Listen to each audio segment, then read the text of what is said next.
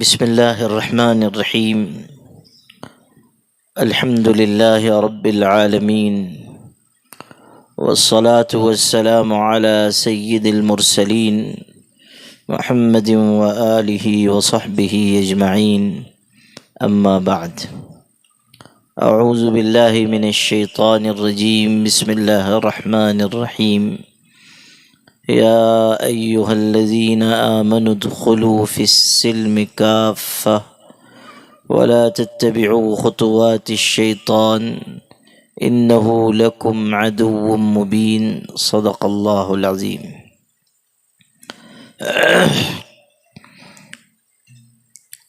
لائق احترام حضرت مولانا ابتہاج الدین صاحب اور دیگر علماء کرام اور آپ تمام بھائیوں اور پردے میں بیٹھی ہوئی بہنوں، آج آپ کے اس گونے گاؤں میں حاضر ہو کر دل خوش ہوا، آپ لوگوں سے ملاقات ہوئی، اور اللہ کا کرم ہے کہ ابھی آپ لوگوں سے دین کی باتیں کہنے کا موقع مل رہا ہے۔ ہمارے پیر صاحب بہت بڑے عالم تھے اور بزرگ تھے، وہ حضرت شیخ عبد القادر جیلانی رحمۃ اللہ علیہ کی اولاد تھے، اور اللہ نے ان کو بہت خوبیوں سے نوازا تھا۔ میں نے انہی کے قدموں میں بیٹھ کے دین سیکھا ہے۔ انہوں نے ایک دفعہ مجھ کو نصیحت فرمائی، یہ کہا کہ چاہے تم کتنے ہی بڑے عالم کیوں نہ بن جانا، مگر گاؤں دیہات جانا مت چھوڑنا۔ یہ ان کی نصیحت تھی، اور الحمدللہ کہ میں کسی نہ کسی درجے میں اس پر عمل کرتا ہوں۔ گاؤں دیہات میں عام طریقے پر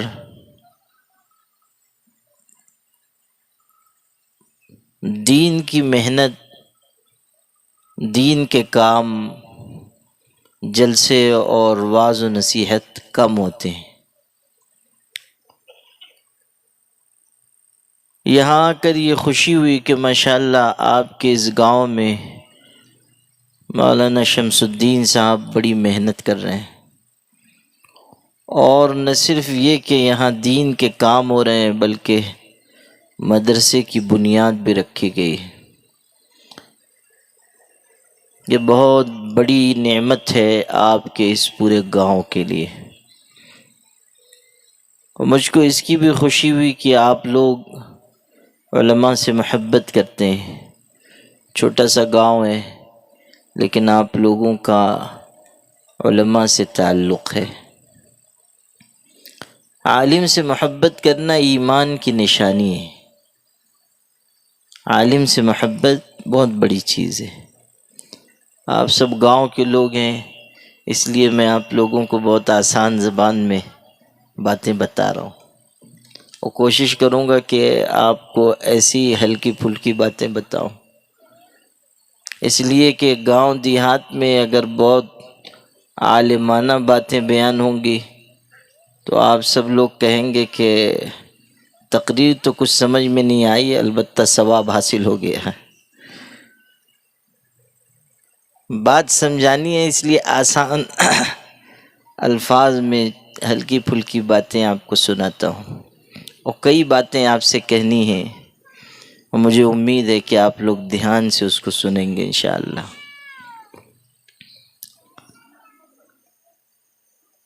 عالم دین سے محبت ایمان کی نشانی ہے۔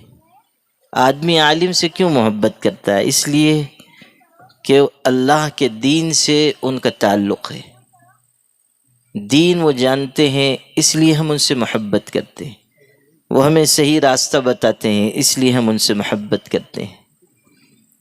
جو عالم دین سے محبت کرتا ہے وہ ایمان کی وجہ سے محبت کرتا ہے، اور یہ محبت بہت بڑی چیز ہے۔ عالم سے محبت بہت بڑی چیز ہے۔ آپ کو ایک واقعہ سناتا ہوں۔ ایک بہت بڑے عالم گزرے ہیں، امام احمد ابن حنبل رحمۃ اللہ علیہ، وہ 4 اماموں میں سے ایک امام ہیں، اور اللہ تعالیٰ نے ان سے بہت بڑا دین کا کام لیا۔ ایک زمانے میں ایسا ہوا، بادشاہت تھی، مسلمانوں کی بادشاہت تھی، مسلمان بادشاہ تھا، لیکن اس نے ایک غلط راستہ اختیار کیا اور ایک مسئلے میں اس کو ٹھوکر ہو گئی۔ قرآن پاک کے بارے میں اس کا ذہن یہ بنا کہ یہ اللہ کی مخلوق ہے۔ ہم کہتے ہیں قرآن اللہ کا کلام ہے، کیا کہتے ہیں؟ قرآن اللہ کا کلام ہے، مگر اس نے غلط سمجھ لیا، کچھ لوگوں نے غلط سمجھا دیا، تو وہ کہنے لگا قرآن اللہ کی مخلوق ہے، یہ کہنے لگا اور سب سے منوانے لگا چونکہ بادشاہ تھا۔ لیکن امام احمد ابن حنبل اس کے مقابلے میں جم گئے اور انہوں نے کہا کہ نہیں، قرآن اللہ کا کلام ہے، اور اسی پر وہ جمے رہے، یہاں تک کہ بادشاہ نے ان کو قید کیا اور ان کو بہت سخت تکلیفیں دی۔ ان کو روزانہ کوڑے لگائے جاتے تھے، درہ مارا جاتا تھا، اور اتنی تکلیف دی گئی، اتنا مارا گیا کہ جو جلاد تھا، جو کوڑا مارتا تھا، اس نے خود یہ کہا کہ اگر اتنا کوڑا میں کسی ہاتھی کو مارتا تو وہ بھی مر جاتا، اتنی تکلیف جھیلی۔ آپ سوچئے کہ کتنا دین کے لیے انہوں نے قربانی دی ہوگی۔ عالم دین کا یہی کام ہے، عالم دین حق بات بیان کرتا ہے چاہے کسی کو بری لگے۔ بادشاہ بھی مقابلے پر ہو تو عالم دین حق بات ہی کہے گا، اور اگر کوئی عالم ایسا ہو جو ڈر اور خوف کی وجہ سے حق بات کا اظہار نہ کرے، وہ سچا عالم نہیں۔ عالم دین کی ذمہ داری ہے کہ وہ حق اور باطل کے درمیان لکیر کھینچ دے، یہی ذمہ داری ہم کو دی گئی ہے۔ حضرت امام احمد ابن حنبل رحمۃ اللہ علیہ بہت بڑے عالم تھے، اس لیے وہ حق پر جم گئے اور بادشاہ سے مقابلہ کیا، یہاں تک کہ بادشاہ کو جھکنا پڑا، اس کو اپنی رائے بدلنی پڑی۔ اب سنیے، جو واقعہ آپ کو سنانا تھا وہ اب سنیے۔ امام احمد ابن حنبل رحمۃ اللہ علیہ جس محلے میں رہتے تھے، وہاں کے ایک عام آدمی کا انتقال ہوا، عام آدمی تھا، انتقال ہو گیا۔ انتقال ہوا تو چند دن کے بعد کسی نے ان کو خواب میں دیکھا، جس کا انتقال ہوا تھا اس کو خواب میں دیکھا۔ خواب میں دیکھا تو پوچھا تمہاری مغفرت ہو گئی؟ اس آدمی نے کہا ہاں ہو گئی، اللہ کا کرم ہے۔ اس نے پوچھا کس عمل کی وجہ سے مغفرت ہوئی؟ تو اس نے کہا عجیب بات ہوئی، اللہ تعالیٰ نے مجھ کو اپنے سامنے کھڑا کیا اور ارشاد فرمایا کہ یاد کر تیری زندگی میں ایک واقعہ پیش آیا۔ واقعہ یہ تھا کہ ایک دن یہ نماز پڑھنے کے لیے اپنے محلے کی مسجد میں گیا، اور اسی مسجد میں امام احمد ابن حنبل بھی نماز پڑھتے تھے، اور جو پرانے لوگ ہیں، جو بوڑھے ہیں، ان کو یاد ہوگا پہلے اس طرح نل سے وضو نہیں ہوتا تھا، لوٹے ہوتے تھے، لوٹے میں لوگ پانی لے کر وضو کرتے تھے، نالی بنی ہوتی تھی، گاؤں دیہات میں کہیں کہیں اب بھی ہے، اس میں لوٹا لے کر لوگ نالی کے پاس بیٹھ کر وضو کرتے تھے۔ تو امام احمد ابن حنبل رحمۃ اللہ علیہ اسی مسجد میں نماز پڑھنے کے لیے گئے تھے، اور وہ شخص بھی، اور یہ بھی وضو کر رہا تھا اور وہ بھی وضو کر رہے ہیں۔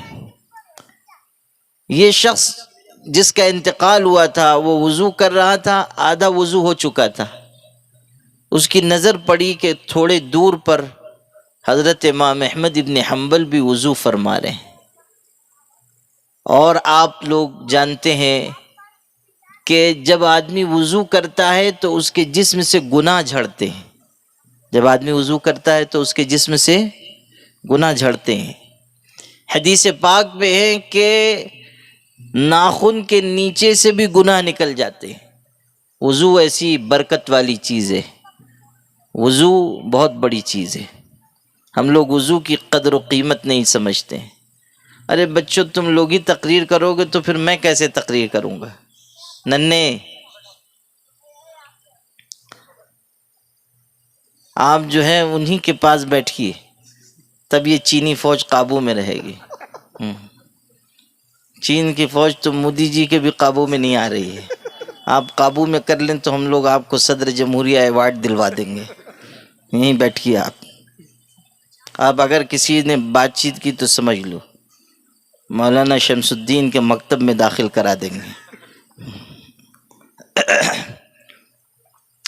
وضو بہت طاقتور چیز ہے اور بہت بڑا اجر ہے وضو پر۔ وضو ایسی چیز ہے کہ آدمی شیطان کے حملوں سے محفوظ ہو جاتا ہے۔ صرف نماز کے لیے وضو نہیں کرنا چاہیے، آدمی کو کوشش کرنی چاہیے کہ ہمیشہ باوضو رہے۔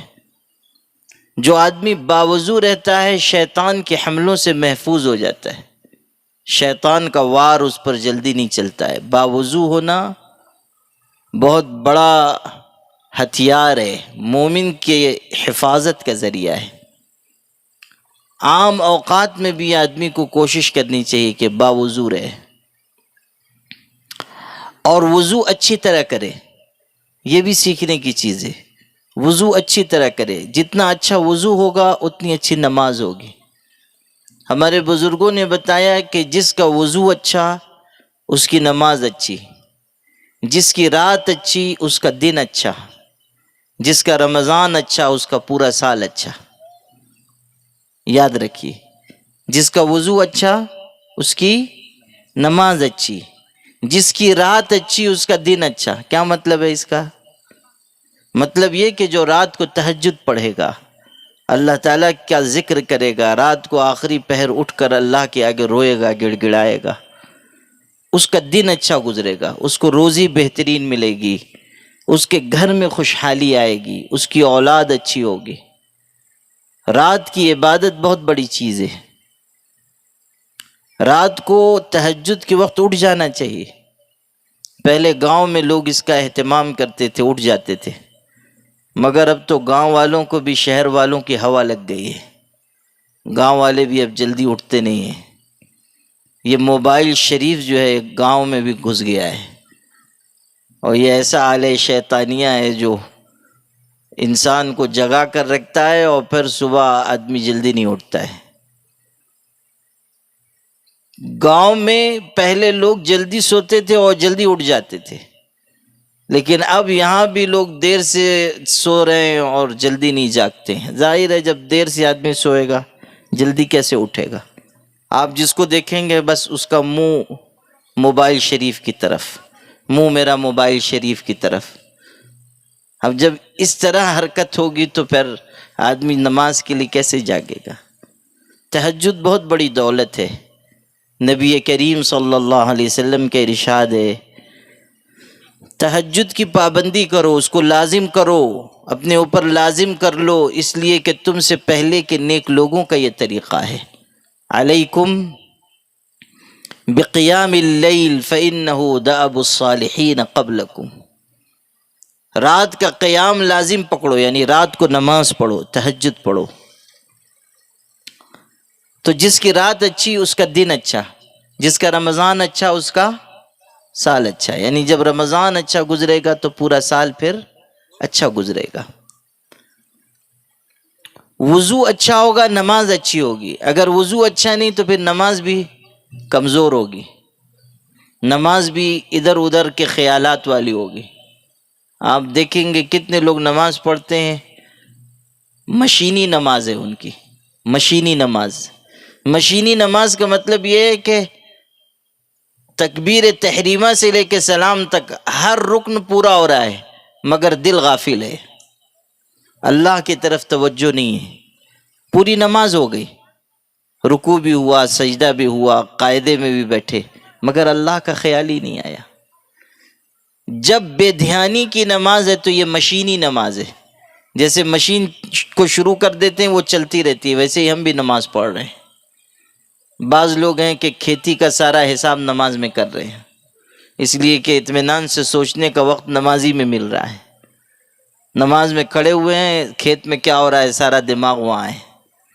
ہم لوگوں کی نماز کا تو حال یہ ہے کہ ہم رکوع میں گئے اور اوپر کی جیب میں سے 5 روپے کا ڈالر نیچے گرا اور ذرا چلتا ہوا بازو والے کی طرف جانے لگا تو نمازی میں ہم لوگ کھانستے ہیں۔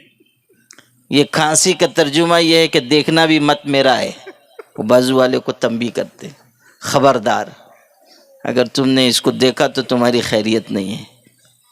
ایسی غفلت کی نماز ہے۔ جو نماز 5 روپے پہ پھسل جائے وہ کیسے اللہ کے ہاں ہم کو نجات دلائے گی؟ غفلت کی نماز ہے۔ یہ نماز کی کمی اس لیے ہو رہی ہے کہ وضو اچھا نہیں ہے، جلدی جلدی وضو کرتے ہیں۔ وضو بھی اچھا کریں تب نماز اچھی ہوگی، اور ہمیشہ باوضو رہنے کی کوشش کریں، اس سے شیطان کے فتنوں سے حفاظت ہوگی۔ ایک قصہ آپ کو سناتا ہوں۔ بادشاہ تھا، اس کا نام تھا محمود، بہت بڑا بادشاہ تھا، بہت بڑا بادشاہ تھا، محمود نام تھا۔ اور چونکہ بادشاہ تھا تو بادشاہوں کے شوق بھی تھے۔ بادشاہ کے پاس ہاتھی تھے، اور ایک بہت بڑا ہاتھی تھا جو اس نے پال رکھا تھا، اس کا نام بھی محمود رکھا تھا۔ بادشاہ کا نام بھی محمود تھا اور اس کے بڑے ہاتھی کا نام بھی محمود تھا۔ اللہ کی طرف کی بات یہ کہ وہ ہاتھی کسی وقت پاگل ہو گیا، اور پاگل ہاتھی بڑا خطرناک ہوتا ہے۔ وہ جو محمود نام کا ہاتھی تھا بہت بڑا، پاگل ہوا، اور جس کو سامنے دیکھتا تھا اٹھا کے پٹک دیتا تھا، جدھر وہ نکل جاتا تھا لوگ راستے سے بھاگ جاتے تھے۔ ایک مرتبہ وہ ہاتھی پاگل بازار کی طرف نکل گیا، سب لوگ ادھر ادھر بھاگے، مگر اس زمانے میں ایک بزرگ تھے، نام تھا ان کا ملا محمود، ان کا نام بھی محمود تھا، ملا محمود نام تھا، اور بالکل دبلے پتلے تھے، کمزور۔ ابھی ایک مولانا آئے تھے، ہاں وہ دیکھو وہ بیٹھے ہوئے، قریشی مولانا، سارے قریشیوں نے ان کا حق غصب کر لیا بیچارے کا۔ آج کے اس اجلاس میں ان کے لیے تعزیتی قرارداد منظور کرنی چاہیے، ہمارے مولانا کے ساتھ ظلم ہو رہا ہے بیچارے کے ساتھ۔ مولویوں سے سارا کام قوم لیتی ہے، ان کی صحت کو کوئی خیال ہی نہیں کرتی ہے۔ مولوی بیچارے کیسے زندہ رہیں، خود چاہتے ہیں کہ مرغا مچھلی کھائیں اور مولویوں کو ہوا کھانے پہ مجبور کر دیتے ہیں۔ مولانا کی بستی کے اگر لوگ ہوں گے تو ان کو ان کا خیال کرنا چاہیے، ورنہ ہم لوگ اجتماعی بد دعا ان کی قوم کے لیے کریں گے۔ اچھا ٹھیک، تو وہ جو ملا محمود صاحب تھے وہ دبلے پتلے تھے، نحیف نظار، کمزور۔ اب وہ ہاتھی اتنا تندرست، توانا، طاقتور، وہ چلا آ رہا ہے، اور پاگل ہاتھی تھا، جس کو سامنے دیکھتا تھا سونڈ میں اٹھاتا تھا، پٹخ دیتا تھا۔ اور یہ ملا محمود ادھر سامنے سے چلے آ رہے ہیں اور ہاتھی ادھر سے چلا آ رہا ہے۔ بازار والوں نے آواز لگایا، مولوی صاحب ادھر مت جاؤ، مگر وہ کس کی سننے والے، چلے جا رہے ہیں وہ بھی۔ ادھر سے ہاتھی آ رہا ہے، یہ ہاتھی کی طرف بڑھ رہے ہیں۔ لوگوں نے تو سمجھا کہ آج ان کا انتقال پرملال ہونے والا ہے، آج ان کی وفات ہونے والی ہے۔ لیکن عجیب بات ہوئی، جب ملا محمود کا سامنا اس ہاتھی سے ہوا تو وہ زور سے اچھلے اور انہوں نے ایک گھونسا اس کی سونڈ پر مارا۔ ایک دم دبلے پتلے کمزور سے تھے، اور ہاتھی تو ہاتھی ہوتا ہے، اور یہ تو اور اونچا ہٹا کٹا ہاتھی تھا۔ مگر عجیب بات یہ ہوئی کہ جیسے ہی ان کا گھونسا پڑا وہ پٹ سے گرا اور مر گیا، ہاتھی گرا اور مر گیا۔ اب بازار والے دوڑے، کیا ہوا؟ وہ ملا محمود بڑے جلال میں تھے، بازار والے گئے، انہوں نے پوچھا کیا ہوا ملا صاحب، کیا ہوا؟ وہ بہت غصے میں تھے، کہنے لگے کہ یہ تو مرا، ہاتھی تو مرا، اچھا ہوا کہ میں وضو سے نہیں تھا، ورنہ یہ بھی مرتا اور بادشاہ بھی مرتا، یہ محمود بھی مرتا اور وہ محمود بھی مرتا، یعنی ہاتھی بھی مرتا اور اس کا مالک بھی مرتا۔ اللہ اللہ اللہ، وضو میں بہت بڑی طاقت ہے، آدمی کو باوضو رہنا چاہیے۔ رہو گے انشاءاللہ باوضو؟ عادت ڈالنی چاہیے، عالم کو بھی، جاہل کو بھی، امیر کو بھی، غریب کو بھی۔ جو چیز ہم کو سکھائی گئی ہے اس پر عمل کرنا چاہیے، ہمیشہ باوضو رہیں۔ اور اس لیے بھی کہ کب اللہ کے ہاں سے بلانا آئے گا کسی کو نہیں پتہ، باوضو حالت میں اللہ کے دربار میں جائیں، یہ بہت بڑی نعمت ہے۔ اس لیے ہمیشہ وضو کر کے تیار رہیں کہ جب بلاوا آئے گا اطمینان سے اللہ کی بارگاہ میں چلے جائیں گے۔ آدمی پاک صاف رہے، باوضو رہے، طہارت کے ساتھ رہے، بہت بڑی بات ہے۔ خیر، آپ کو جو قصہ سنا رہا تھا اسی میں یہ دوسرا قصہ نکل آیا، اور اچھا ہوا کہ کئی کام کی بات اس میں عرض کر دی میں نے۔ اب سنیے، امام احمد ابن حنبل رحمۃ اللہ علیہ کے محلے کا آدمی انتقال کر گیا تھا، اور اس کو خواب میں کسی نے دیکھا اور پوچھا، وہ واقعہ آپ کو سنا رہا تھا۔ تو اس آدمی نے خواب میں یہ بیان کیا کہ میں وضو کر رہا تھا اور نظر پڑی میری کہ امام احمد ابن حنبل بھی وضو فرما رہے ہیں، اور میرے وضو کا پانی ان کے سامنے سے گزر رہا ہے، تو وضو کی وجہ سے گناہ جھڑتے ہیں۔ مجھ کو یہ خیال ہوا کہ میں تو بہت بڑا گنہگار ہوں، اور حضرت اتنے بڑے عالم ہیں، بزرگ ہیں، میرے گناہ جھڑ کر ان کے آگے سے گزر رہے ہیں، کتنے شرم کی بات ہے، میرے گناہ ان کے آگے سے گزر رہے ہیں۔ تو بس یہ خیال آیا تو میں آدھے وضو میں سے لوٹا اٹھا کر ادھر چلا گیا، وضو آدھا وہیں کیا اور وہاں سے اٹھ گیا، اور حضرت امام احمد ابن حنبل جہاں بیٹھے تھے اس کے آگے ادھر جا کر بیٹھا، تاکہ میرا وضو کا پانی ان کے آگے سے نہ گزرے، میرے گناہ ان کے آگے سے نہ گزرے، ادھر چلا گیا۔ اللہ تعالیٰ نے مجھ کو اپنے سامنے کھڑا کر کے فرمایا کہ تو نے ایک دن میرے ایک عالم بندے کی عزت کی تھی، آج اس کے بدلے میں تجھ کو معاف کرتا ہوں۔ ایک عالم کی تو نے عزت کی تھی، اس کی وجہ سے میں تجھ کو بخش دیتا ہوں۔ عالم سے محبت کرنا ایسی بڑی نعمت ہے، عالم سے تعلق رکھنا ایمان کی نشانی ہے۔ میرے بھائیوں، عالم کی عزت اس لیے ضروری ہے کہ وہ ہم کو دین سکھاتا ہے اور پورا دین سکھاتا ہے۔ دیکھو، آدھے ادھورے دین پر عمل کر کے کامیاب نہیں ہو سکو گے۔ اگر ہم یہ سمجھیں کہ تھوڑے دین پہ عمل کر لیں گے اور بس سیدھے جنت میں جائیں گے، نہیں چلے گا، پورے دین پر عمل کرنا ہوگا۔ آدھے دین پر عمل کرنے سے کامیاب نہیں ہوگے۔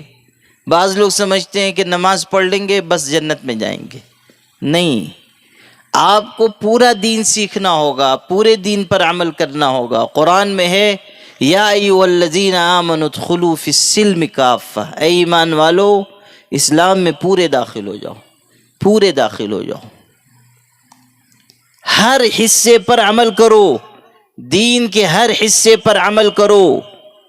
تمہارے بول میٹھے ہوں، گھر میں تمہارا معاملہ اچھا ہو، بیوی کے ساتھ اچھا سلوک ہو، بچوں کے ساتھ محبت کا برتاؤ ہو، پڑوسیوں کا حق ادا کرو، تجارت اسلام کے ضابطے کے مطابق کرو، کھیتی کر رہے ہو اسلام جو سکھاتا ہے اس کے مطابق کرو، اپنی مرضی سے کھیتی نہیں کر سکتے ہو، جیسا طریقہ بتایا گیا ویسے کھیتی کرو، مال جھوٹ بول کر نہ بیچو، کسی کو دھوکہ نہ دو۔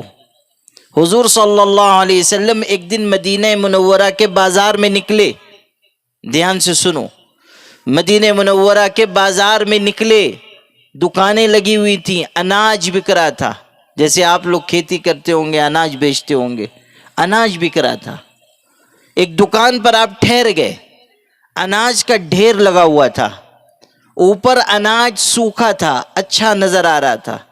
حضور صلی اللہ علیہ وسلم نے اندر ہاتھ ڈالا، جو اناج کا ڈھیر تھا اس کے اندر ہاتھ ڈالا، اور اندر سے ہاتھ ڈال کر اناج نکالا، وہ گیلا تھا، اوپر سوکھا تھا اندر گیلا تھا۔ آپ نے دکاندار سے پوچھا، یہ تم کیا کر رہے ہو؟ اوپر سوکھا اناج ہے اور اندر گیلا ہے، یعنی اوپر اچھا مال ہے اندر ناقص اور خراب مال ہے، یہ کیا؟ اس نے معذرت کی کہ حضرت رات کو بارش ہو گئی تھی، اناج بھیگ گیا۔ حضور صلی اللہ علیہ وسلم نے کیسا جملہ فرمایا، کہا من غشنا فلیس منا، جو دھوکہ دیتا ہے وہ ہماری جماعت سے تعلق نہیں رکھتا ہے.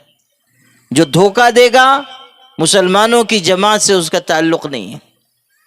جو جھوٹ بولے گا اپنا مال بیچنے کے لیے، جو خیانت کرے گا مسلمانوں سے اس کا تعلق نہیں ہے. آپ دیکھیے کہ ہم پھل بیچ رہے ہیں، جھوٹ بول رہے ہیں. ہم اناج بیچ رہے ہیں، جھوٹ بول رہے ہیں. دھوکہ دے کر مال فروخت کرتے ہیں، مال بیچتے ہیں. نہیں، ہرگز ایسا نہیں کرنا چاہیے. حرام کا ایک پیسہ بھی اپنے گھر میں مت لائیے. حرام کا پیسہ آپ کی زندگی اور آپ کی نسل دونوں کو تباہ کر دے گا. آپ کی آخرت بگڑ جائے گی. حضور صلی اللہ علیہ وسلم نے ارشاد فرمایا، جو حرام لقمہ کھاتا ہے اس کی عبادت قبول نہیں ہوتی. نماز پڑھیں گے آپ، قبول نہیں. دعا مانگیں گے، قبول نہیں. یہاں تک آیا ہے حدیث میں کہ جب آدمی حرام مال کماتا ہے اور حرام مال کے ذریعے حج کرنے کے لیے جاتا ہے، احرام باندھتا ہے اور کہتا ہے لبیک اللہم لبیک، اللہ میں حاضر ہوں، اللہ میں حاضر ہوں، تو اللہ کی طرف سے فرشتے اس کو جواب دیتے ہیں، کہتے ہیں لا لبیک ولا سعدیک وحجک مردود علیک. تیری لبیک قبول نہیں، تیرے لیے کوئی خوش بختی نہیں، اور تیرا حج تیرے منہ پر مار دیا گیا. اللہ کو ایسے حج کی کوئی ضرورت نہیں. حرام مال کے ذریعے کیے جانے والے حج کی اللہ کو کوئی ضرورت نہیں. اللہ تعالی حرام مال سے دیا جانے والا صدقہ قبول نہیں فرماتا ہے. اگر کوئی آدمی حرام پیسے کما رہا ہے اور پھر اس میں سے صدقہ دیتا ہے، لو مدرسے میں لو، مسجد میں لو، اور سمجھتا ہے کہ اس سے میرا مال پاک ہو جائے گا، نہیں. حرام مال کا صدقہ اللہ کو قبول نہیں ہے. اللہ تعالی حرام مال کھانے والے کو ناپسند کرتا ہے، اس کی دعا اللہ نہیں قبول کرتا ہے. حدیث پاک میں آپ پڑھیں، صاف بتایا گیا کہ ایک آدمی سفر میں ہے، پریشان ہے، دعا کے لیے ہاتھ اٹھاتا ہے، آسمان کی طرف ہاتھ اٹھا رہا ہے، اللہ کو رب رب کہہ کر پکارتا ہے اور اللہ سے اپنی ضرورتیں مانگتا ہے. غور کیجئے، سفر میں دعا قبول ہوتی ہے. جب آدمی پریشان ہوتا ہے اس کی دعا قبول ہوتی ہے. جب دعا کے لیے ہاتھ اٹھاتا ہے دعا قبول ہوتی ہے. جب اللہ کو رب کہہ کر پکارتا ہے دعا قبول ہوتی ہے. لیکن یہ ساری چیزیں قبولیت کی جمع ہیں، اور اس کے بعد حضور فرما رہے ہیں کہ جب وہ دعا مانگتا ہے تو اللہ کی طرف سے یہ کہا جاتا ہے میں اس کی دعا کیسے قبول کروں، اس لیے کہ اس کا کھانا بھی حرام ہے، اس کا پہننا بھی حرام ہے، میں کیسے اس کی دعا قبول کروں؟ جب یہ کھا رہا ہے حرام، پہن رہا ہے حرام، پیٹ میں غذا جا رہی ہے حرام، کیسے اس کی دعا قبول ہوگی؟ یعنی بتایا گیا کہ حرام مال کھانے والے کی دعا اللہ نہیں قبول فرمائے گا. حضرت موسیٰ علیہ السلام کے واقعات میں کہ حضرت موسیٰ گزر رہے تھے، ایک آدمی کو دیکھا کہ وہ دعا مانگ رہا ہے اور بہت رو رہا ہے، بہت روتا ہے. حضرت موسیٰ علیہ السلام نے دیکھا تو ان کو ترس آیا. کہیں کام سے جا رہے تھے، چلے گئے، بہت دیر کے بعد اپنے کام سے فارغ ہو کر آئے حضرت موسیٰ علیہ السلام. اب جب واپس ہوئے تو دیکھا وہ آدمی اب بھی رو رہا ہے، اب بھی دعا مانگ رہا ہے اور رو رہا ہے، اور اتنا رو رہا ہے کہ ترس آ رہا ہے. حضرت موسیٰ علیہ السلام کو رحم آیا اور انہوں نے اللہ تعالیٰ سے کہا اللہ یہ بندہ بہت ضرورت مند معلوم ہوتا ہے، بہت پریشان لگتا ہے، اتنی دیر سے تیرے آگے رو رہا ہے، دعا مانگتا ہے، اے اللہ میں سفارش کرتا ہوں تو اس کی دعا قبول کر لے، اس کی جو ضرورت ہے پوری کر دے. حضرت موسیٰ علیہ السلام جیسے پیغمبر نے اللہ سے کہا اللہ اس کی دعا قبول فرما. اللہ کی طرف سے یہ جواب آیا کہ اے موسیٰ اگر روتے روتے اس کے آنسو ختم ہو جائیں اور آنسو کی جگہ خون بہنے لگے اور دعا مانگتے مانگتے یہ بال سے زیادہ باریک ہو جائے تب بھی میں اس کی دعا نہیں قبول کروں گا، اس لیے کہ یہ حرام مال کھاتا ہے، دعا نہیں قبول ہوگی۔ تو ہم کھیتی کریں اللہ تعالیٰ کی مرضی کے مطابق، مال کمائیں اللہ کی مرضی کے مطابق، اپنی مرضی نہیں چلے گی۔ حرام مال کا راستہ اگر ہم اختیار کریں گے ہماری روزی کی برکت اٹھ جائے گی، اللہ تعالیٰ ہم کو ہمارے برے اعمال کے سپرد کر دے گا۔ اس لیے حرام کے ایک ایک لقمے سے بچیں، حرام مال سے بچیں، کمائی ہماری صحیح ہو، گھر کی زندگی ہماری اچھی ہو، بچوں کی تربیت ہو۔ آج حالات اتنے خراب ہیں کہ ہمارے بچے بچیاں کفر کی طرف جا رہے ہیں، توحید چھوڑ رہے ہیں، اسلام اور ایمان سے بیگانہ ہو رہے ہیں، غلط راہوں کی طرف بڑھ جا رہے ہیں، بے حیائی بے شرمی کے کاموں میں لگ رہے ہیں۔ ہماری ذمہ داری ہے ہم اپنی اولاد کو بچائیں۔ قرآن میں یا ایھا الذین آمنوا قوا انفسکم واہلیکم نارا، اے ایمان والو اپنے آپ کو اور اپنی اولاد کو جہنم کی آگ سے بچاؤ۔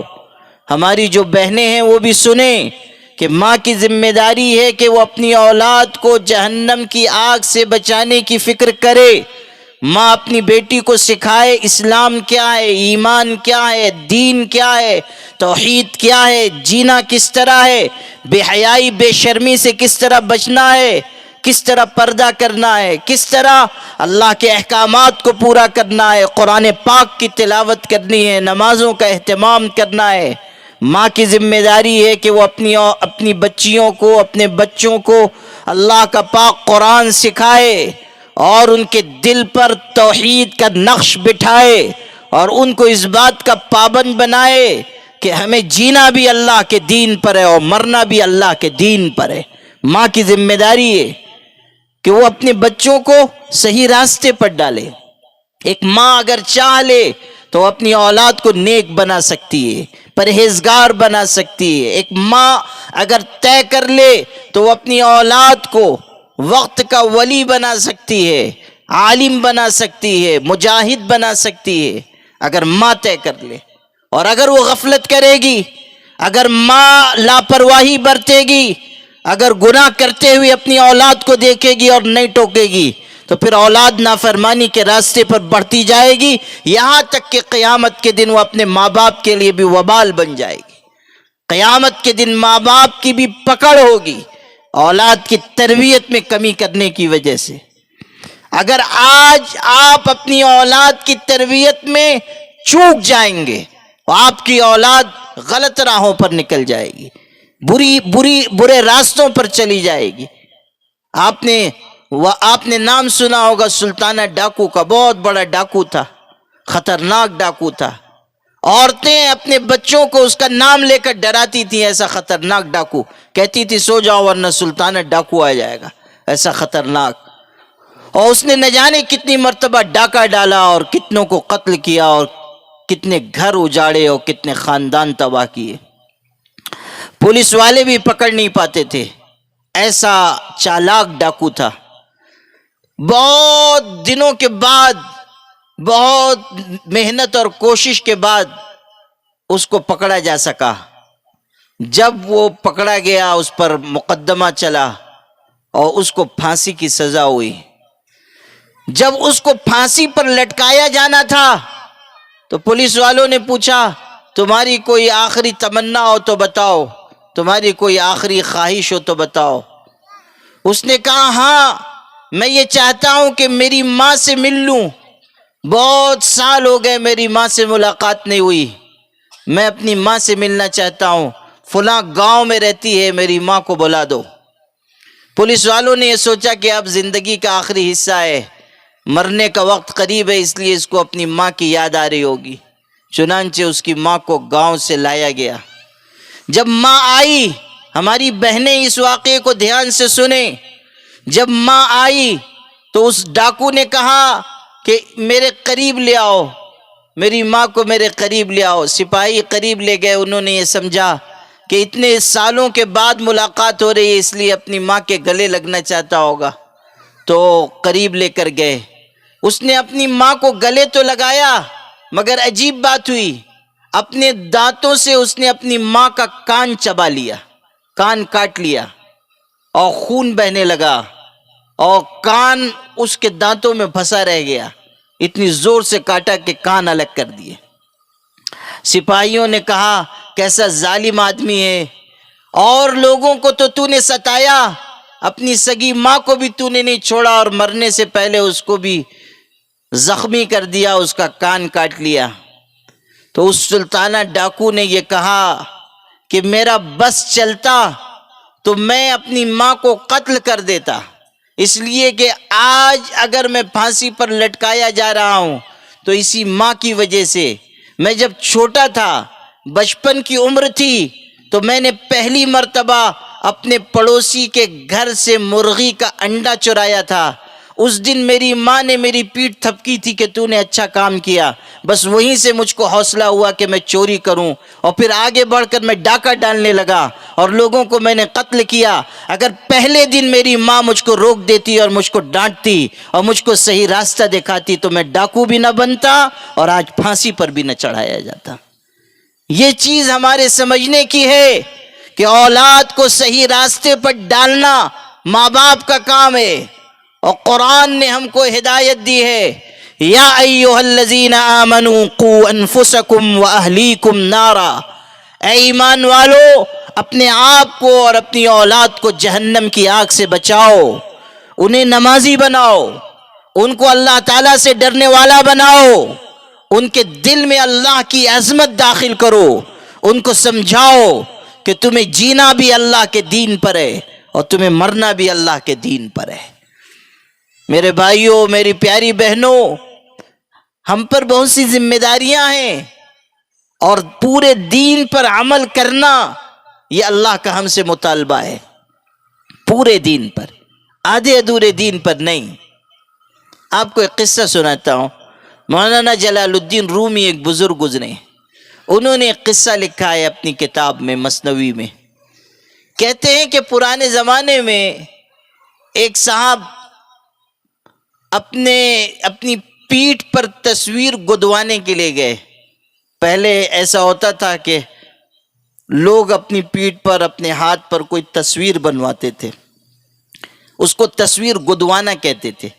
تصویر بنواتے تھے مطلب یہ نہیں کہ قلم سے بنایا جاتا تھا، اس کو اوزار سے ایسے گودا جاتا تھا کہ وہ ہمیشہ جسم کے اوپر قائم رہتا تھا۔ اب بھی بعض لوگ آپ دیکھیں گے اپنا نام لکھوا لیتے ہیں، شوق ہوتا ہے نام لکھوا لیتے ہیں۔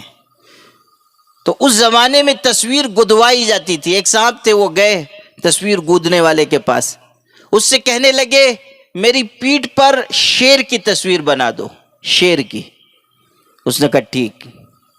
اوزار نکالے اس نے، جب اس نے اپنا اوزار رکھا پیٹھ پر، ظاہر ہے کہ پیٹھ میں لوہے کی چیز چبھائی جا رہی تو تکلیف تو ہوگی، تو اس کو درد ہوا، تو کہنے لگا کیا بنا رہے ہو؟ اس نے کہا شیر کی دم بنا رہا ہوں۔ تو اس نے کہا بہت درد ہو رہا ہے، بغیر دم ہی کا شیر بنا دو، بغیر دم کے بھی چل جائے گا، بغیر دم کا بنا دو۔ اس نے کہا ٹھیک ہے۔ پھر دوبارہ اس نے وہ چبایا، اس کو پھر تکلیف ہوئی، کہنے لگا کیا بنا رہے ہو؟ کہا بغیر میں کان بنا رہا ہوں، شیر کا کان بنا رہا ہوں۔ اس نے کہا بغیر کان کا بنا دو۔ شیر کا کان بنا رہا ہوں، تکلیف ہو رہی ہے، کہنے لگا کہ بغیر کان کا بنا دو، بغیر کان کا بھی چل جائے گا، نہیں ہوگا کہ کم سنائی دے گا، باقی تو سب ٹھیک رہے گا، بغیر کان کا بنا دو۔ پھر اس نے چبایا، اس نے پوچھا کیا؟ کہا اس کی ناک بنا رہا ہوں، کہا بغیر ناکی کا بنا دو۔ اب جب اس نے یہ کہا تو پیچھے سے اس نے ایک لات مارا تصویر گودنے والے نے۔ اس نے کہا کمبخت، بغیر دم کا، بغیر کان کا، بغیر آنکھ کا بھی شیر ہوتا ہے، چل بھاگ یہاں سے۔ اب یہ واقعہ تو انہوں نے لکھا، لیکن اس کے ساتھ جو سبق لکھا وہ بہت اہم ہے۔ آج سے 700 سال پہلے وہ قصہ لکھ رہے، اس وقت یہ سبق بیان کرتے ہیں کہ جس طرح وہ شخص بغیر کان کا، بغیر ناک کا، بغیر دم کا شیر چاہ رہا تھا، اسی طرح آج کے مسلمان بغیر ناک کان، بغیر ہاتھ پیر کے اسلام پر عمل کرنا چاہتے ہیں۔ یعنی ہم تھوڑے سے دین پر عمل کرتے ہیں، باقی حصے کو چھوڑ دیتے ہیں۔ نماز پڑھ رہے ہیں لیکن تجارت اور دکانداری اسلام کے ضابطے کے مطابق نہیں، گھر میں اسلام کے مزاج کے مطابق نہیں، میاں بیوی ایک دوسرے کا خیال نہیں کر رہے ہیں، چونکہ یہاں عورتیں بھی ہیں وہ بھی سنیں، مرد بھی ہے وہ بھی، بیویاں شوہر کا حق ادا نہیں کر رہی ہیں، شوہر بیوی کے ساتھ اچھا سلوک نہیں کر رہے ہیں، اکثر گھروں میں جھگڑے ہیں، اکثر گھروں میں لڑائیاں ہیں۔ پتہ نہیں آپ کے گونے گاؤں کا کیا حال ہے، اللہ کرے یہاں سب خیریت ہو۔ ویسے آپ لوگوں کے پرانوار چہرے دیکھ کر ایسا لگتا تو نہیں ہے کہ یہاں سب خیریت ہے، تو یہاں بھی کچھ نہ کچھ جھگڑے ہوں گے ہی، گھروں میں ہر جگہ ہوتے ہیں۔ پہلے یہ ہوتا تھا کہ بیویاں بیچاری ذرا دبی جھکی ہوتی تھیں، شوہر ذرا غصے میں کچھ کہہ دے تو سن بھی لیتی تھی۔ اب تو 21ویں صدی کی بیویاں ہیں، وہ کہتی ہیں تم 2 کہو گے تو میں 4 سناؤں گی، ایسی خطرناک عورتیں ہیں، چنگیز خان کی نسل کی۔ وہ ہمارے ایک بزرگ تھے مولانا عبدالحق صاحب، وہ ایسے ہی گئے کسی گاؤں میں، وہ تقریر کی، انہوں نے میاں بیوی کا حق بیان کیا، تو اس میں صرف مرد ہی تھے، گونے گاؤں جیسے عقل مند لوگ نہیں تھے کہ عورتوں کو بھی لے کے چلے آئیں، یہ تو مولانا شمس الدین کی عقل مندی معلوم ہوتی ہے۔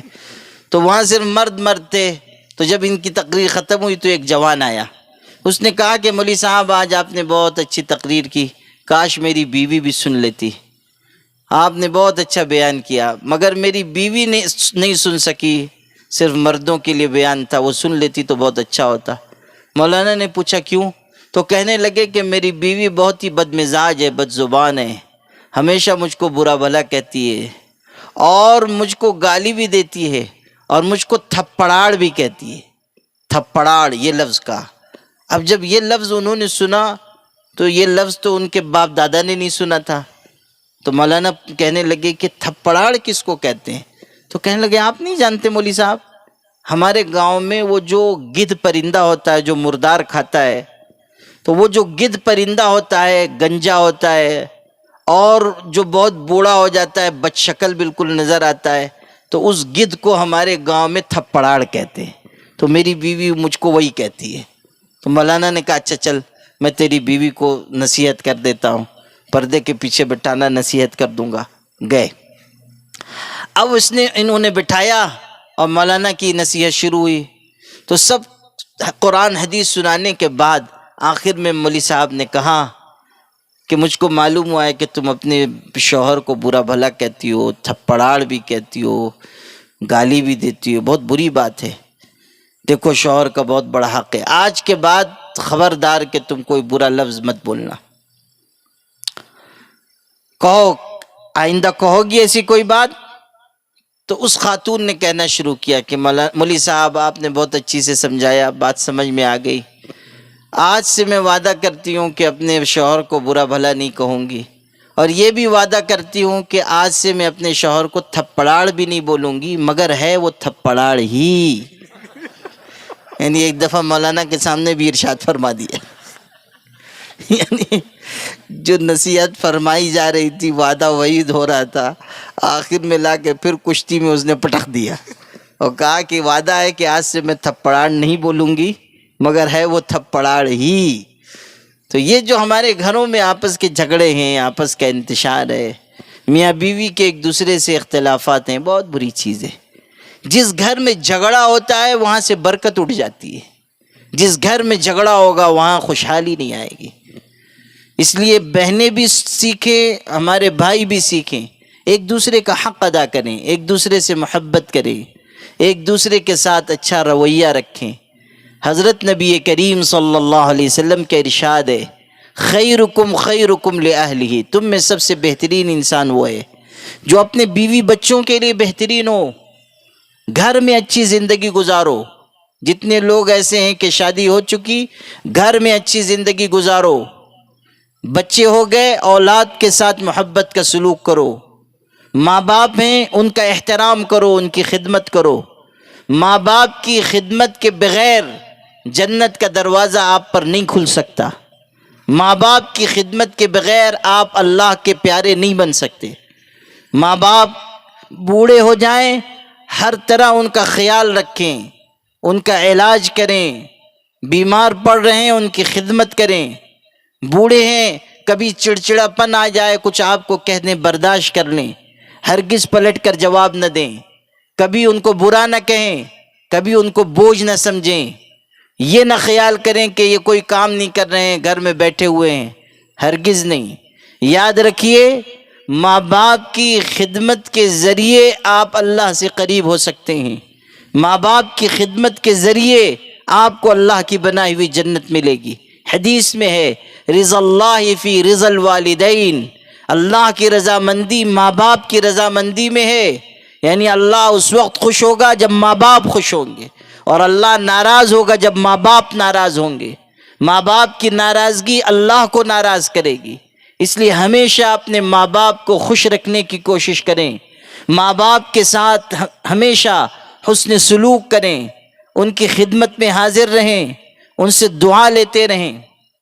کوئی بزرگ آتے ہیں، اللہ والے آتے ہیں، تو ہم لوگ ان سے کہتے ہیں حضرت میرے لیے دعا کیجیے۔ یقیناً اللہ کے نیک بندوں کی دعائیں قبول ہوتی ہیں، لیکن آپ کے گھر میں ماں باپ ہیں، آپ کبھی ان سے یہ نہیں کہتے کہ آپ میرے حق میں دعا کر دیجیے، حالانکہ ماں باپ کی دعا بزرگوں کی دعا کے مقابلے میں آپ کے حق میں زیادہ قبول ہوگی۔ ماں باپ کی دعا میں اللہ نے تاثیر رکھی ہے، حدیث میں ہے جن کی دعائیں قبول ہوتی ہیں ان میں سے ماں باپ کی دعا ہے، ان کی اولاد کے حق میں اللہ اس دعا کو قبول فرماتا ہے۔ جس طرح مسافر کی دعا قبول ہوتی ہے، اسی طرح ماں باپ کی دعا قبول ہوتی ہے۔ اپنے ماں باپ سے دعا لیں، ان کی خدمت کی عادت ڈالیں۔ امام شافعی رحمۃ اللہ علیہ کتنے بڑے عالم تھے، بزرگ تھے، وہ سینکڑوں ہزاروں لوگوں کو پڑھاتے تھے، اور رات کو جب اپنے گھر واپس جاتے تو ان کی بوڑھی والدہ تھی، ان کی خدمت کرتے تھے، پیر دباتے تھے۔ ایک دفعہ پیر دبا رہے تھے، پیر دباتے دباتے جھک گئے اور اپنی ماں کے پیر کے تلووں کو چاٹنے لگے، چومنے لگے۔ ماں نے پیر پیچھے کھینچ لیا، کہنے لگی بیٹا تو یہ کیا کر رہا ہے؟ میں گنہگار عورت ہوں، اگرچہ کہ تیری ماں ہوں، اور اللہ نے تجھ کو بہت اونچا مقام دیا ہے، امام وقت بنایا ہے، اتنا بڑا عالم ہے، دنیا تیری قدر کرتی ہے، میں گنہگار عورت ہوں، میرے پیروں کو چوم کر مجھ کو اور گنہگار نہ کر۔ جب امام شافعی کی ماں نے یہ بات کہی تو امام شافعی رونے لگے، اور انہوں نے کہا کہ ماں آپ مجھ کو اس سعادت سے محروم نہ کیجیے، میں آپ کے پیروں کو نہیں چومتا، میں جنت کی چوکھٹ کو بوسہ دیتا ہوں۔ یہ پیر آپ کے جنت کی چوکھٹ ہیں، اللہ تعالیٰ نے جنت کو آپ کے قدموں کے نیچے رکھا ہے۔ آپ دیکھیے کہ اسلام کیسا خوبصورت دین ہے جو یہ بتاتا ہے کہ ماں کے قدموں کے نیچے جنت ہے، باپ جنت کے دروازوں میں سے بیچ کا دروازہ ہے۔ اگر ہم ماں باپ کو خوش کریں گے تب جنت میں جا سکیں گے، اگر ماں باپ ہم سے راضی نہیں ہیں جنت کا دروازہ ہم پر بند۔ حضرت جعفر صادق رحمۃ اللہ علیہ حضور صلی اللہ علیہ وسلم کے خاندان سے، والدہ کی بہت خدمت کرتے تھے، بہت ان کے کام کرتے تھے، ان کو راحت پہنچاتے تھے، مگر عجیب بات یہ تھی کہ کبھی ان کے ساتھ بیٹھ کر کھانا نہیں کھاتے تھے، اپنی امی کے ساتھ کھانا نہیں کھاتے تھے۔ لوگوں کو حیرت ہوتی تھی کہ اتنی خدمت کرتے ہیں، ماں کے ساتھ ہمیشہ لگے رہتے ہیں، ہر کام ماں کا انجام دیتے ہیں، لیکن ماں کے ساتھ کھانا نہیں کھاتے۔ تو کسی نے ان سے پوچھا، حضور صلی اللہ علیہ وسلم کے خاندان کے شہزادے تھے، ان سے پوچھا کہ حضرت یہ عجیب بات ہے، آپ ماں کی ہر طرح خدمت کرتے ہیں مگر کبھی ان کے ساتھ کھاتے نہیں ہیں، یہ کیا بات ہے؟ وہ کیسی بات انہوں نے کہ دھیان سے سنیے تب سمجھ میں آئے گی۔ کہنے لگے کہ اصل میں بات یہ ہے کہ میرا بھی بہت دل چاہتا ہے کہ میں اپنی ماں کے ساتھ کھانا کھاؤں، مگر مجھ کو یہ خیال ہوتا ہے کہ اگر میں اپنی ماں کے ساتھ بیٹھ کر ایک دسترخوان پر کھانا کھاؤں اور کھانے کی چیزیں دسترخوان پر رکھی ہوئی ہوں اور میری ماں کی نظر کسی کھانے کی چیز پر پڑے اور وہ اس کو اٹھانا چاہتی ہو، لیکن ان کے اٹھانے سے پہلے میں ہاتھ بڑھا کر اٹھا لوں تو مجھ کو ڈر لگتا ہے کہ کہیں قیامت کے دن ماں کے نافرمان لوگوں میں میرا شمار نہ ہو جائے، ایسا نہ ہو کہ میں اللہ کے ہاں ماں کی نافرمانی کرنے والوں میں لکھا جاؤں۔ غور کیجئے کتنی باریک بات ہے۔ اس طرح بھی سوچنے والے سوچتے تھے ماں کی خدمت، باپ کی خدمت بہت بڑی سعادت ہے۔ یہ جو ہمارے جوان بچے ہیں ان کو نصیحت کرتا ہوں، جو جوان بچیاں ہوں گی ان کو بھی نصیحت کرتا ہوں۔ دیکھو بچوں، عزیزو، اپنے ماں باپ کو اپنے سر کا تاج سمجھو، کبھی ان کے ساتھ ایسا سلوک نہ کرو جس سے ان کا دل دکھے۔ اگر اپنے ماں باپ کا دل دکھاؤ گے تمہارے لیے دنیا میں بھی مصیبت آئے گی، پریشانی آئے گی۔ ماں باپ کی نافرمانی ایسا گناہ ہے جس کا وبال اللہ دنیا میں بھی ڈال دیتا ہے۔ آخرت میں جو سزا ملے گی وہ ملے گی، دنیا میں بھی وبال آئے گا۔ اس لیے ماں باپ کا دل دکھانے سے بچو۔ گھر کی زندگی کو اچھا بناؤ، گھر کی زندگی کو، اس کو معاشرت کہتے ہیں، یعنی اچھا رہن سہن۔ اسلام ہمیں سکھاتا ہے گھر میں ہم اچھے رہیں، باہر اچھے رہیں، پڑوسیوں کے ساتھ اچھے رہیں، اور عبادت کا خوب خیال رکھیں، نماز کا خاص خیال رکھیں۔ 5 وقت کی نماز جماعت کے ساتھ مسجد میں پڑھیں، 5 وقت کی نماز با جماعت پڑھیں۔ یہ نہیں کہ گھر میں ہے گھر میں پڑھ لیا، نہیں، با جماعت نماز پڑھیں۔ نماز ہر مسلمان کے لیے لازم ہے، ضروری ہے، کسی بھی حالت میں نماز معاف نہیں ہے، نماز کسی حالت میں معاف نہیں ہے۔ یہاں تک کہ اگر کوئی شخص جان بوجھ کر نماز چھوڑتا ہے، حدیث میں ہے کہ وہ کفر تک پہنچ جاتا ہے۔ کفر تک پہنچنے کا مطلب یہ ہے کہ کفر کے قریب آ جاتا ہے۔ اور بعض صحابہ اور بعض بزرگوں اور اماموں کے ہاں یہ بات ہے کہ حدیث میں یہ جو بات آئی ہے کہ جو نماز چھوڑتا ہے وہ کافر ہو جاتا ہے، وہ کہتے ہیں کہ واقعی کافر ہو جاتا ہے، یعنی اگر وہ مرے گا اس کے جنازے کی نماز نہیں پڑھی جائے گی، اس کو مسلمانوں کے قبرستان میں نہیں دفنایا جائے گا۔ حضرت شیخ عبد القادر جیلانی رحمۃ اللہ علیہ حنبلی تھے، امام احمد ابن حنبل کے مسلک پر چلتے تھے، اور امام احمد ابن حنبل کی رائے یہی ہے کہ جو آدمی نماز چھوڑتا ہے وہ کفر کرتا ہے۔ چنانچہ حضرت شیخ عبد القادر جیلانی نے یہ بات لکھی ہے کہ جب بے نمازی آدمی مرے تو اس کے جنازے کی نماز نہ پڑھو اور اس کو مسلمانوں کے قبرستان میں نہ دفناؤ اور اس کے لیے مغفرت کی دعا نہ مانگو، بلکہ اس کے پیر میں رسی باندھ کر مردار کی طرح کسی گڑھے میں لے جا کر پھینک دو۔ بے نمازی اس روئے زمین پر اللہ تعالیٰ کا ناپسندیدہ انسان ہے۔ نماز فرض قرار دی گئی ہے، نماز کا اہتمام ضروری۔ عورتیں گھروں میں نماز پڑھیں، وقت کی پابندی کے ساتھ پڑھیں، فجر کی نماز نہ چھوڑیں، عشاء کی نماز نہ چھوڑیں، غفلت نہ برتیں، کاموں کی وجہ سے سستی نہ کریں، اور مرد با جماعت مسجد میں نماز پڑھیں۔ اگر ہم نماز میں غفلت برتیں گے اللہ تعالیٰ کے ہاں ہماری پکڑ ہوگی۔ سب سے پہلے قیامت کے دن نماز کے بارے میں پوچھ ہوگی، نماز کے بارے میں سوال ہوگا۔ کتنے علم والے بھی ایسے نظر آتے ہیں نماز کو معمولی سمجھ کر چھوڑ دیتے ہیں، فجر کی نماز چھوڑ دے رہے ہیں، فجر کی نماز کے وقت سوئے ہوئے ہیں، غلط بات ہے۔ یہ نماز کو معمولی سمجھنا ایمان کی کمزوری ہے، یہ اللہ سے دور ہونے کی علامت ہے، یہ اس بات کی نشانی ہے کہ ایمان ہمارے دل میں جمع نہیں ہے، ورنہ ایک نماز کبھی چھوڑ دینا مومن کے لیے بہت سخت بات ہے۔ حدیث میں ہے کہ مومن گناہ کو ایسا سمجھتا ہے گویا کہ پہاڑ اس کے اوپر لا کر کھڑا کر دیا گیا، اور منافق گناہ کو ایسا سمجھتا ہے گویا کہ ناک پر مکھی بیٹھی تھی اس کو ہاتھ کے اشارے سے اڑا دیا۔ تو نماز کا خوب خیال رکھیں اور پابندی سے نماز پڑھیں، اور کچھ ذکر کیا کریں، نماز کے بعد ذکر کا اہتمام کریں، اللہ کو یاد کریں۔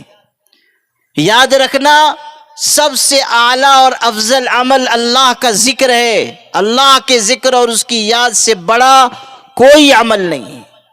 حدیث پاک میں ہے کیا میں تم کو ایسا عمل نہ بتاؤں جو اللہ کے راستے میں سونا چاندی خرچ کرنے سے بڑا ہوا ہے، جو جہاد سے بڑا ہوا ہے، کیا ایسا عمل تم کو نہ بتاؤں؟ پھر حضور نے خود جواب دیا اللہ کا ذکر ہے، افضل ترین عمل اللہ تعالیٰ کا ذکر ہے۔ اللہ کے ذکر سے دل زندہ ہوتے ہیں، اور اللہ کا ذکر نہ کرنا انسان کے لیے غفلت کی بات ہے اور موت ہے، روح کمزور ہو جاتی ہے۔ اگر انسان اللہ کا ذکر نہ کرے، اللہ کی یاد میں نہ لگے۔ اس لیے روزانہ کچھ نہ کچھ وقت اللہ کے ذکر میں گزاریں، اللہ کی یاد میں گزاریں، دین کے کاموں میں حصہ لیں۔ اللہ کا ذکر، اللہ کی یاد آپ کے دل کو زندگی بخشے گی۔ اور اللہ کا ذکر سیکھنے کے لیے اللہ والوں سے تعلق قائم کریں۔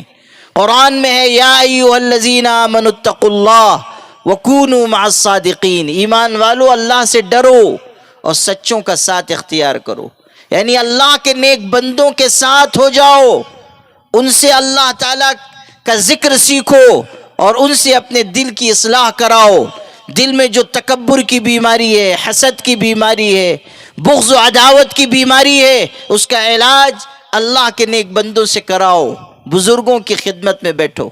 اس کے ذریعے انسان اللہ سے قریب ہوتا ہے۔ جب اللہ کے نیک بندوں کی مجلس میں ہم بیٹھیں گے تو ہمارے دل میں بھی روشنی آئے گی، ہمارے دل میں نور آئے گا۔ اللہ کے نیک بندوں سے تعلق برکت کا ذریعہ ہے، مغفرت کا ذریعہ ہے۔ کسی وقت اللہ والوں کی نگاہ ہم پر پڑے گی، ہمارا بیڑا پار ہو جائے گا، ہمارا بیڑا پار ہو جائے گا۔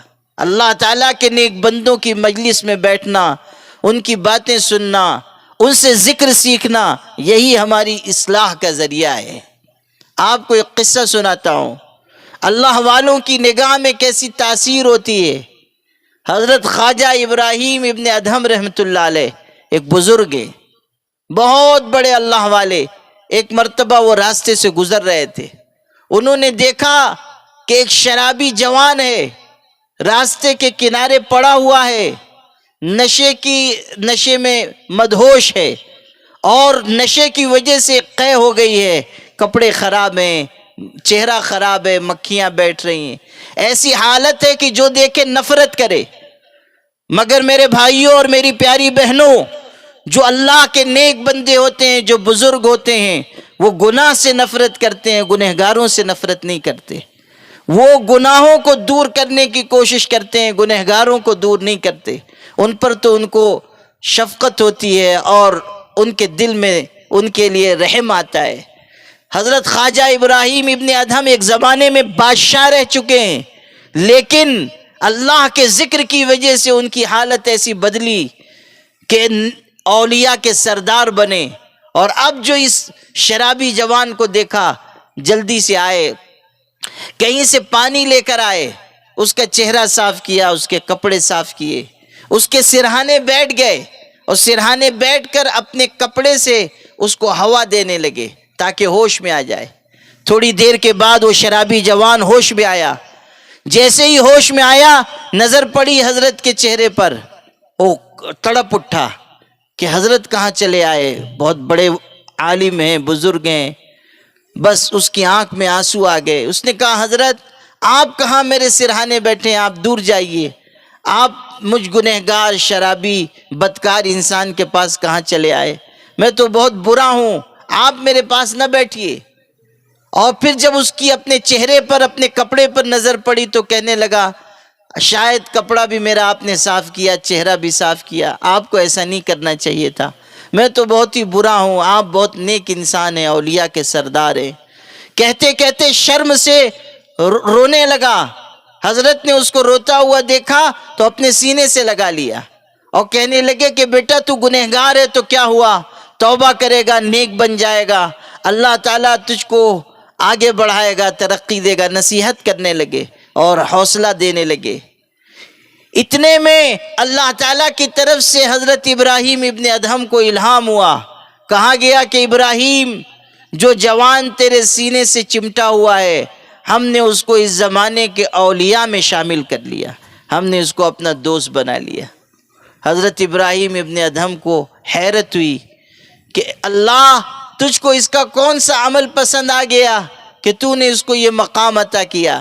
اللہ تعالیٰ کی طرف سے جواب ملا کہ غسلت وجہہ لاجلی فغسلت قلبہ لاجلک، ابراہیم تو نے ہماری محبت میں اس کا چہرہ صاف کیا تو تیری محبت میں ہم نے اس کا دل صاف کر دیا، ہم نے تیری محبت میں اس کو اپنی دوستی کا مقام عطا کیا۔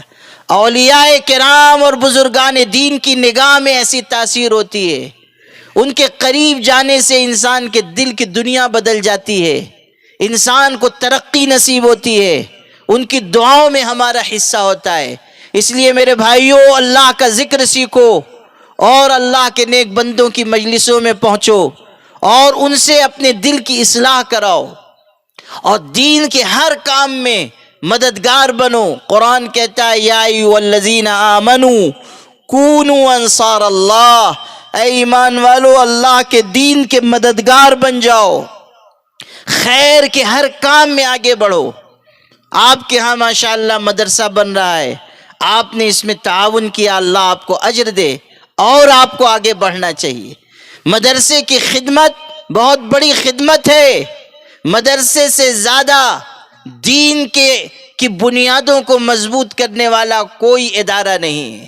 عالم یہیں سے آتے ہیں، دین کے جاننے والے یہیں سے بنتے ہیں، امام یہیں سے نکلتے ہیں، اذان دینے والے یہیں سے نکلتے ہیں، فتویٰ لکھنے والے یہیں سے نکلتے ہیں، اللہ کے دین کو دنیا میں پھیلانے والے مدرسوں سے نکلتے ہیں، حق بات کو اعلان کے ساتھ حق کہنے والے مدرسے کی چٹائی سے اٹھتے ہیں۔ آج آپ دیکھیں کہ اس ملک میں ایمان اور اسلام کی حفاظت کی ذمہ داری اور فریضہ انجام دینے والے کون لوگ ہیں؟ وہی جنہوں نے مدرسوں میں تعلیم پائی ہے، وہی آواز لگاتے ہیں، وہی ظلم کو ظلم کہتے ہیں، وہی غلط بات کو ڈنکے کی چوٹ پر غلط کہتے ہیں۔ مدرسے کی چٹائی کی یہ برکت ہے کہ ایک انسان حکومتوں کے مقابلے میں بھی جم جاتا ہے اور حق بات کا اظہار کرتا ہے۔ مدرسے کو معمولی مت سمجھیے، مدرسے کی خدمت کو معمولی مت سمجھیے۔ مدرسہ ہماری بنیاد ہے، اور جب تک مدرسہ قائم ہے یہ امت اپنے قدموں پر کھڑی ہوئی ہے۔ جب مدرسہ ٹوٹے گا یہ امت اپنے قدموں پر کھڑی نہیں رہ سکے گی۔ آپ مدرسے کی عظمت کو اپنے دل میں بٹھائیں، اپنے بچوں کو مدرسوں میں تعلیم دلائیں۔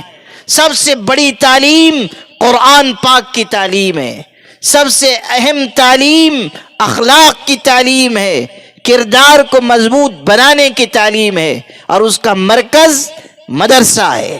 یہ مدرسہ وہ ہے کہ جس کی بنیاد ہمارے آقا حضرت محمد مصطفیٰ صلی اللہ علیہ وسلم نے رکھی۔ ہمیں ہر چھوٹے بڑے مدرسے کا مددگار بننا چاہیے، ہمیں تعاون کرنا چاہیے، اپنے حق حلال کی کمائی مدرسے پر لگانی چاہیے، اپنے بچوں کو مدرسوں سے جوڑنا چاہیے۔ ہمارا ہر بچہ، ہماری ہر بچی، ہمارے سماج کا ہر لڑکا ہر لڑکی مدرسے سے جڑ کر دین کی تعلیم پائیں۔ یہی دین کی تعلیم ان کو روشن مستقبل عطا کرے گی، انہیں آگے بڑھائے گی، انہیں اخلاق سکھائے گی، انہیں کردار کی مضبوطی عطا کرے گی۔ آپ کو اللہ کا شکر ادا کرنا چاہیے کہ آپ کو اللہ نے ایک محنتی عالم دیا، جنہوں نے بڑی محنت کے ساتھ مدرسے کی بنیاد رکھی اور مدرسے کو آگے بڑھانے کا جذبہ ان کے دل میں ہے۔ حضرت مولانا ابتہاج الدین صاحب آپ کے علاقے کے اچھے عالم ہیں، ہمارے معہد ملت کے فاضل ہیں۔ انہوں نے اس علاقے میں دینی تعلیم کو مضبوط کرنے کی خدمت انجام دی، اور مولانا شمس الدین صاحب آپ کے اس گاؤں میں خدمت انجام دے رہے ہیں۔ اچھی صلاحیت ہے ان کی، کہیں اور جا سکتے ہیں، بڑے شہر میں جا سکتے ہیں اور بڑے مدرسے میں پڑھا سکتے ہیں، لیکن آپ کے ہاں ہیں، آپ قدر کیجیے۔ اتنے چھوٹے سے گاؤں میں ایک عالم خدمت کر رہا ہے، آپ کو قدر کرنی چاہیے، اور مدرسے کی جو بنیاد انہوں نے رکھی ہے اس میں آپ سب کو آگے بڑھ کر حصہ لینا چاہیے۔ مجھے اس بات کی خوشی ہے کہ آپ سب لوگ مدرسے سے، عالم دین سے جڑے ہوئے ہیں، یہ بہت بڑی نعمت ہے، لیکن اسی کے ساتھ آپ کا تعاون اور بڑھے، آپ کا جوڑ اور بڑھے، آپس کا اتحاد اور مضبوط ہو، اسی کی برکت آپ کو انشاءاللہ حاصل ہوگی۔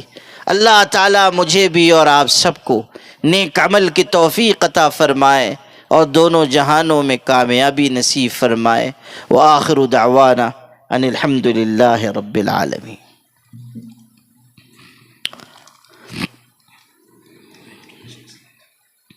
ٹھیک ہے،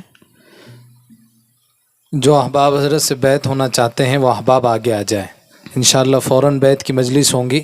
اس سے پہلے اللہ تعالیٰ کا ذکر ہوگا، تھوڑی دیر اللہ تعالیٰ کا ذکر کریں۔ لا الہ الا اللہ سب سے افضل ذکر ہے، اور لا الہ الا اللہ اللہ تعالیٰ کا پسندیدہ ذکر ہے۔ جو لوگ دور بیٹھے ہوئے ہیں قریب آ جاؤ، یہ خام موبائل میں کیوں لگے رہتے ہو میرے بھائی؟ قریب آؤ، دین کی بات سنو، ذکر میں شامل ہو۔ خالص موبائل میں تصویر کھینچتے رہتے ہو، جو کرنے کا کام ہے سو وہ کرو میرے بھائی۔ اللہ کے ذکر میں مشغول ہو، اللہ تعالیٰ کی یاد میں مشغول ہو۔ یہ سب موبائل اور یہ سب تصویر سب یہی دنیا میں رہ جائے گی، ذکر کا اجر باقی رہے گا۔ اللہ تعالیٰ کے ہاں اس کی قدر و قیمت ہے۔ اور قریب آؤ، ادھر آ جاؤ۔